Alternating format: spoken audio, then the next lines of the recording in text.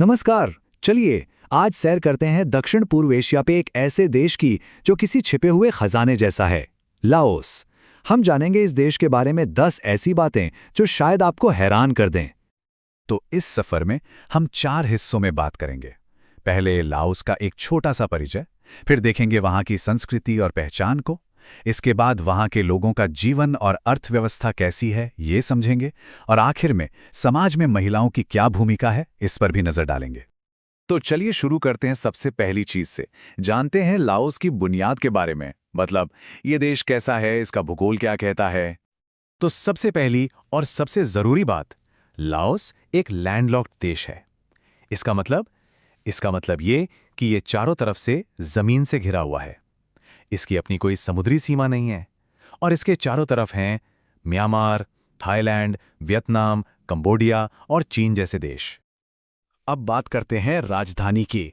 Fact number 2, Laos की capital है Vientiane, और ये सिर्फ कोई पॉलिटिकल या एडमिनिस्ट्रेटिव सेंटर नहीं है, बल्कि एक ऐसा शहर है जहां की फिजा में ही शांति है और जहां हर कदम पर खूबसूरत बौद्ध मंदिर दिखाई देते हैं।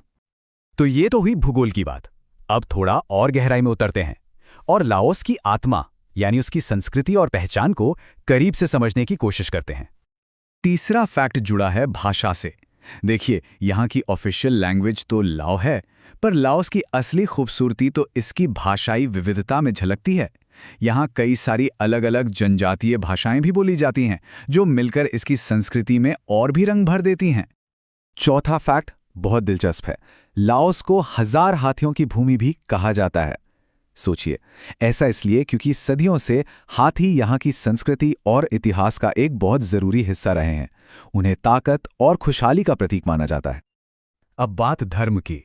5वां फैक्ट, लाओस में मुख्य रूप से बौद्ध धर्म को माना जाता है, और इसका असर सिर्फ मंदिरों तक ही नहीं है, बल्कि ये लोगों के रोजमर्रा के जीवन में, उनके त्योहारों में, यहाँ तक कि उनकी सोच में भी गहराई तक समाया हुआ है।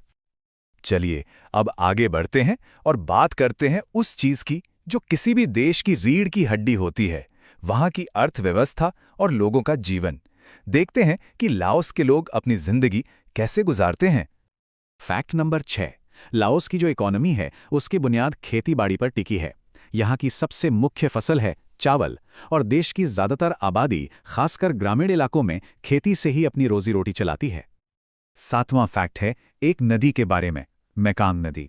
इसे लाओस की लाइफलाइन यानी जीवन रेखा कहा जाता है, और ये बिल्कुल सच है।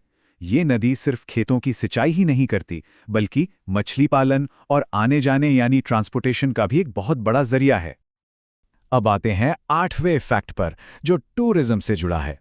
लाओस अपनी कुदरती खूबसूरती की वजह से दुनिया भर में बहुत तेजी से पॉपुलर हो रहा है। यहाँ के खूबसूरत झरने, हरे भरे पहाड़, रहस्यमयी गुफाएं और पुराने मंदिर, ये सब टूरिस्ट को अपनी तरफ खींचते हैं। खासकर लुआंग प्रबांग जैसा ऐतिहासिक शहर तो बहुत ही फेमस है। और अब हम पहुंचते हैं अपने आखिरी और एक बहुत ही अहम हिस्से पर। यहाँ हम बात करेंगे लाओस के समाज और संस्कृति में महिलाओं के योगदान की।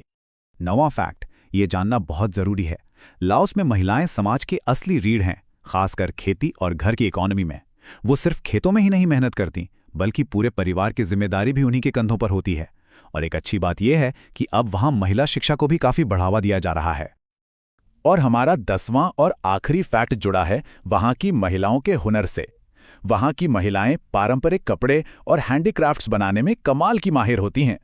उनके हाथ से बुने हुए टेक्सटाइल्स वाकई उनकी कला और मेहनत को दिखाते हैं।